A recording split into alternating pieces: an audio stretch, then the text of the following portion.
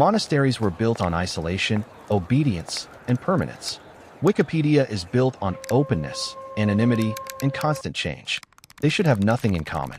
And yet both of them became the primary reason entire bodies of human knowledge didn't vanish. Two opposite philosophies. One identical outcome. Something deeper is going on. Picture the last educated person left in a crumbling empire.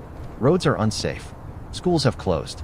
The libraries that once held centuries of learning are falling apart, page by page. What do you save first? And more importantly, how do you make sure it survives after you're gone? That question sounds ancient, but it points to something that never really goes away. Knowledge does not preserve itself. Left alone, it disappears. Paper rots. Ink fades. Memories die with the people who hold them.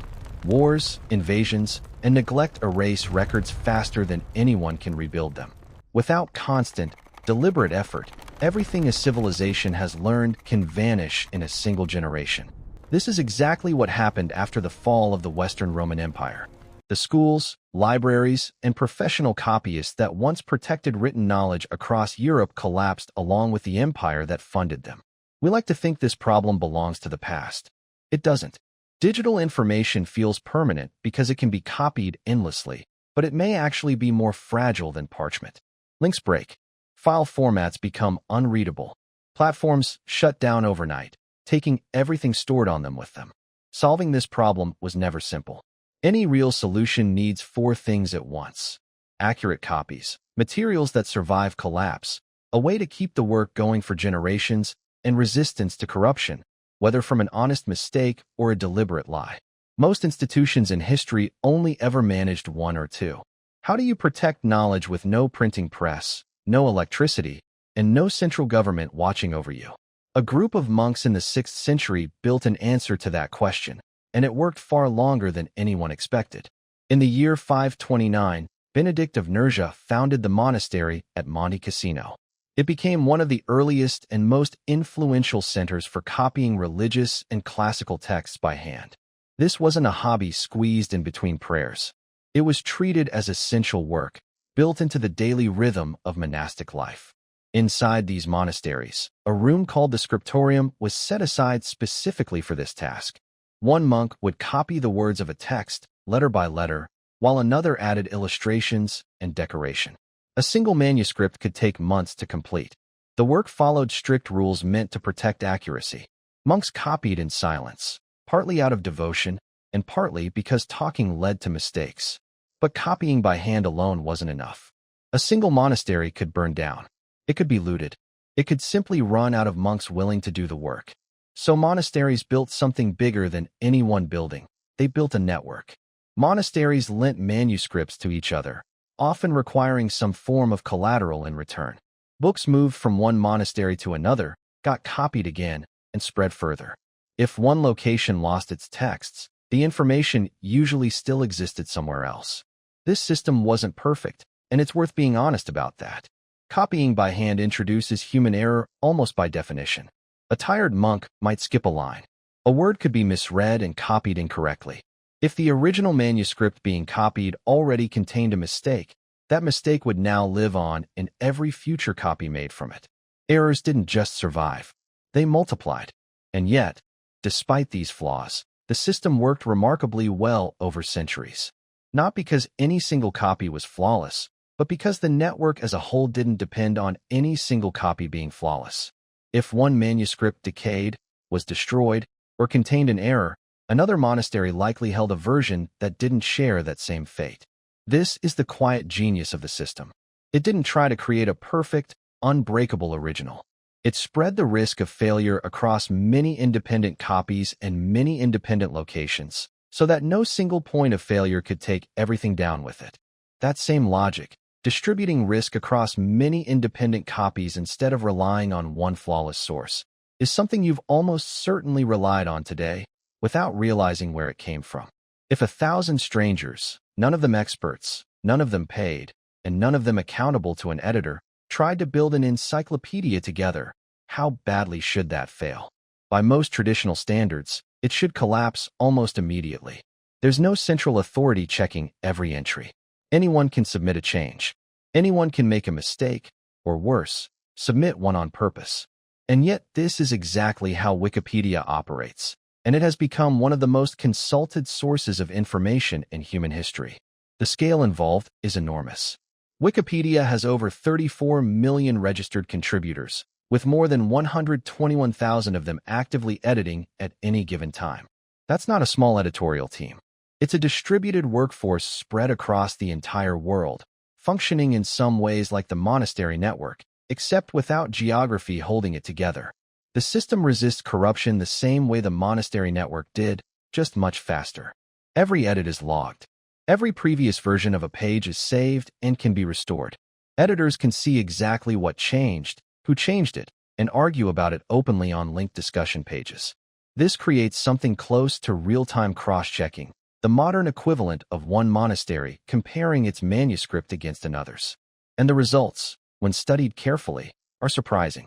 In 2005, the journal Nature compared science articles on Wikipedia against Encyclopedia Britannica, a source built entirely on paid experts and formal editorial review. The difference in accuracy was not large. Wikipedia's entries averaged around 4 inaccuracies each. Britannica's averaged about 3. The study's conclusion was that Wikipedia came close to Britannica in accuracy for science topics, though its articles were often less clearly organized. That result should not make sense if you believe knowledge only holds up when guarded by credentialed experts. But it makes complete sense if you understand what's actually happening underneath. Wikipedia isn't relying on any single contributor to be right. It's relying on enough contributors checking each other that errors get caught and corrected over time. This isn't to say the system is flawless. It clearly isn't. The open editing model can allow certain biases to take hold, including which topics get covered, which viewpoints get emphasized, and how quickly disagreements settle into a stable version. Research on Wikipedia's editing patterns has found that article quality improves most reliably when a healthy mix of new and experienced editors is actively engaged and cooperating. When that balance breaks down, quality can suffer. In other words, Wikipedia didn't invent a new kind of solution. It took the same basic idea the monasteries relied on centuries earlier, spreading the risk of error across many independent contributors instead of trusting one flawless source, and scaled it up to run at the speed of the internet. Line these two systems up side by side, separated by 14 centuries and built on completely different values, and the resemblance stops looking like a coincidence. Strip away the robes and the Wi-Fi, and look at what these two systems are actually built from. Both had to solve the same 4 problems: keeping copies accurate, making the information durable enough to survive collapse, keeping the work going without depending on any one person, and resisting corruption, whether from a careless mistake or a deliberate one. The monasteries solved accuracy through strict copying discipline and enforced silence. Wikipedia solves it through saved version histories that record every change. The monasteries solved durability by lending manuscripts between locations, so a fire in one building didn't erase a text completely. Wikipedia solves it through mirrored servers and constant backups. The monasteries solved continuity through a religious vocation that lasted lifetimes. Wikipedia solves it by lowering the barrier to entry so far that almost anyone can contribute.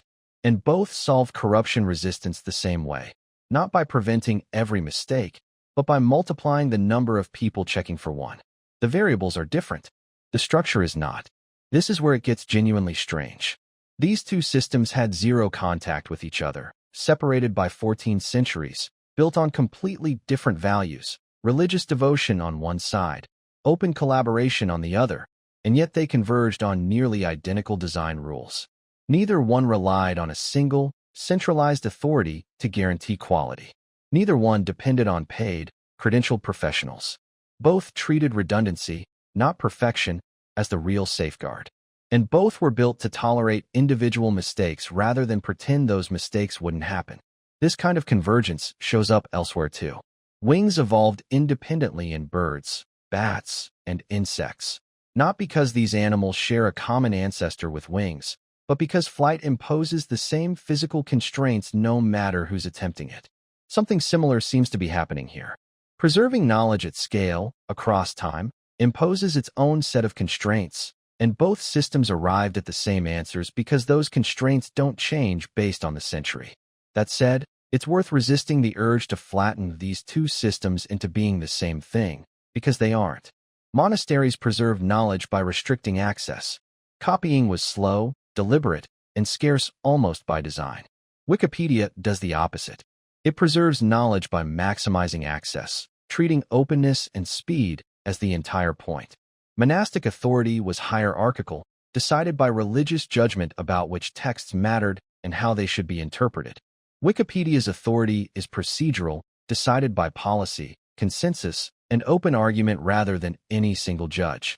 And monasteries had the luxury of centuries to slowly correct an error as it passed from copy to copy. Wikipedia doesn't have that luxury. It has to catch and correct errors in real time, sometimes within minutes, which is a much harder problem to solve than slow, patient correction ever was. These differences matter because they reveal a trade-off. Speed and openness come at the cost of certainty. Wikipedia gave up the slow deliberateness that made monastic copying so reliable, and it compensates for that loss with sheer volume. Far more people checking far more entries, far more often. Zoom out past both systems entirely, and a pattern starts to emerge that predicts each one before you even look closely at the details. Knowledge doesn't survive because a single copy, a single institution, or a single expert gets everything right. It survives because the system holding that knowledge is built to be more reliable than its most trustworthy individual part. Monasteries didn't bet on any one monk being flawless. Wikipedia doesn't bet on any one editor being flawless. Both bet against relying on a single point of failure, whether that point is a person, a building, or a server, and both spread that risk across many independent, replaceable parts instead. That reframes what preservation actually is. It isn't a property that belongs to information itself. It's a property of how the network around that information is designed, which raises a real question for anything meant to last well beyond the person who built it: a body of research, an archive, an institution. The historical pattern, tested across 14 centuries and two completely different value systems, points in one direction. Durability doesn't come from finding one perfect guardian. It comes from designing a structure that can absorb individual failure without the whole thing collapsing. Monasteries and Wikipedia both bet on the same thing. Many replaceable people beat one flawless one. So, what are you trying to make outlast you? And are you protecting it like a single precious copy, or building it to survive like they did? Tell me in the comments.